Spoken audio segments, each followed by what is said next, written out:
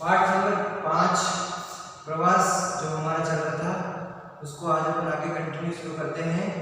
पिछले वीडियो में अपन ने बात की थी प्रवास के प्रकार के बारे में, प्रवास की परिभाषा के बारे में। पहला पॉइंट जो अपन ने क्लियर कर लिया था, जैसा कि मैंने बताया था आप लोगों को कि प्रवास जो होता है बच्चों दो प्रकार का होता है, यानी migration. There are two types of migration. प्रवास के दो प्रकार होता है। पहला जो अंतर महाद्वीपीय या अंतरराष्ट्रीय प्रवास जो था उसके बारे में अपन ने चर्चा भी कर ली थी।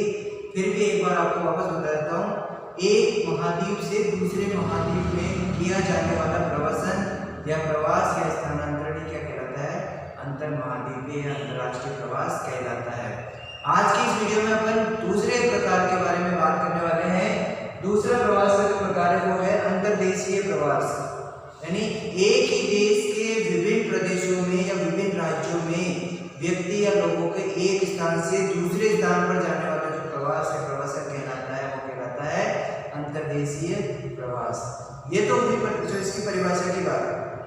अब बात करते हैं अंतर्देशीय प्रवास के उदाहरण में। उदाहरण के जरिए अपन इस परिभाषा को और अच्छी तरीके से समझ सकते हैं। उदाहरण में बात करते हैं, मैंने जैसा कि कहा था कि एक ही राज्य, एक ही देश के एक राज्य से दूसरे राज्य या एक प्रांत से दूसरे प्रांत में किया जाने वाला जो प्रवास होता है वो कहलाता है अंतर्देशीय प्रवास। अब एक देश ले लेते हैं, अपन भारत देश की बात करते हैं। भारत देश में सपोज करो राजस्थान का कोई निवासी है, वो अगर राजस्थान को छोड़ करके महाराष्ट्र, गुजरात, हरियाणा या किसी भी राज्य में चला जाता है, चाहे वो किसी भी कारणवश हो, तो वो वाला जो प्रवास कहलाएगा वो कहलाएगा अंतर्देशीय प्रवास। कौन सा प्रवास कहलाएगा बच्चों? अंतर्देशीय प्रवास। अब अंतर्देशीय प्रवास की बात करें बच्चों, तो ये जो प्रवास होता है इसके भी दो प्रकार होते हैं। इसके भी दो प्रकार होते हैं। अंतर्देशीय प्रवास दो प्रकार का होता है बच्चों। पहला होता है अंतरराज्यीय प्रवास और दूसरा है स्थानीय प्रवास।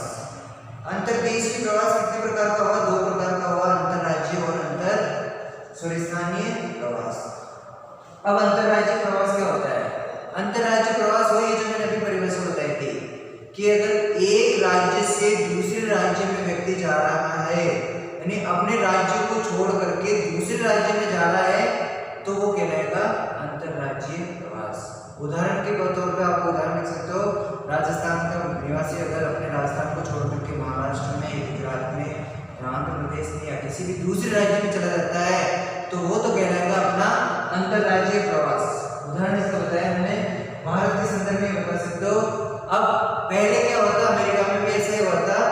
शुरुआती दौर में अमेरिका के पूर्वी प्रांत के जो लोग हैं वो बेरोजगारी, भूखमरी, इन सभी कारणों की वजह से जो है अमेरिका के पूर्वी प्रांतों को छोड़ करके अपने पश्चिमी प्रांतों में जाकर के बस गए थे, तो ये भी एक तरह का वो कहलाएगा अंतरराज्यीय प्रवास। अमेरिका के लोगों के लिए क्या हो गया? वहां का अंतरराज्यीय प्रवास। अमेरिका के पश्चिमी प्रांत, पूर्वी प्रांत को छोड़ करके वो पश्चिमी प्रांत में चले गए, तो वो उनके लिए क्या हो गया? अंतरराज्यीय प्रवास हो गया। अब बात करते हैं स्थानीय प्रवास के बच्चों। स्थानीय प्रवास का मतलब होगा एक ही प्रांत में, यानी राजस्थान का निवासी राजस्थान को न छोड़ करके राजस्थान के एक जिले से दूसरे जिले में या एक गांव से दूसरे नगर में, दूसरे गांव में चला जाता है मजदूरी करने या फिर किसी कारणवश वहीं जाकर के रहना शुरू कर देता है, वो कहलाएगा स्थानीय प्रवास। अब स्थानीय प्रवास बच्चों उदाहरण के तौर पर अपन देखें तो ग्रामीण क्षेत्रों से गांव में सपोज को काम वगैरह नहीं है, मजदूरी नहीं मिल पा रही लोगों को, तो वो जो विचार विमर्श पूर्ण करने के पश्चात मजबूर होकर के उस जगह को छोड़ना पड़ता है और दूसरी जगह चला जाता है जहां उसको रोजगार मिले, अपना जीवन आसानी से चला सके, तो वो वाला प्रवास कहलाएगा स्थानीय प्रवास। यानी ग्रामीण क्षेत्रों से नगरीय क्षेत्रों में चला जाना, एक ही राज्य में, राज्य को बाहर क्रॉस नहीं करना चाहिए, तो वो कहलाएगा क्या? स्थानीय प्रवास। अब मुंबई का सबसे बड़ा उदाहरण इसका बच्चों, मुंबई से क्या होता है, यहाँ से हजारों लोग प्रतिदिन क्या करते हैं, 100 से 200 किलोमीटर की जो दूरी तय करके कामकाज करने के लिए जाते हैं वहां पे, और शाम को लौट करके वापस आ जाता है, तो ये भी कहलाएगा क्या? स्थानीय प्रवास। तो ये प्रवासों के प्रकारों की जो बात हुई थी, प्रवासों के जो दो प्रकार है, वो हमारा जो टॉपिक था वो पूरा हो चुका है। अब बात करते हैं प्रवास के परिणाम, रिजल्ट ऑफ द माइग्रेशन। प्रवास का क्या परिणाम है, यानी लोगों के एक स्थान से दूसरे जगह चले जाने पे क्या परिणाम निकल के आएगा?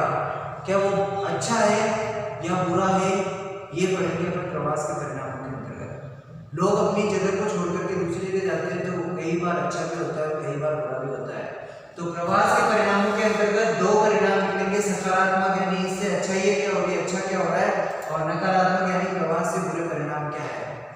तो सकारात्मक में देखो पहले अच्छी बातें कर लेते हैं अपन, पॉजिटिव कि प्रवास से अच्छे नतीजे क्या निकल के आए। पहला, प्रवास लोग एक स्थान से दूसरे स्थान पे जा रहे हैं, तो पहला सकारात्मक उसका परिणाम ये है कि अपनी संस्कृति का प्रसार करते हैं।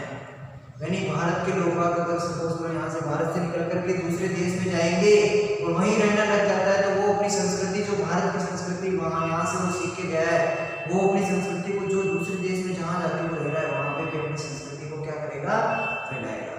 तो यानी पहली बात ये हो गई, संस्कृति का प्रसार होता है।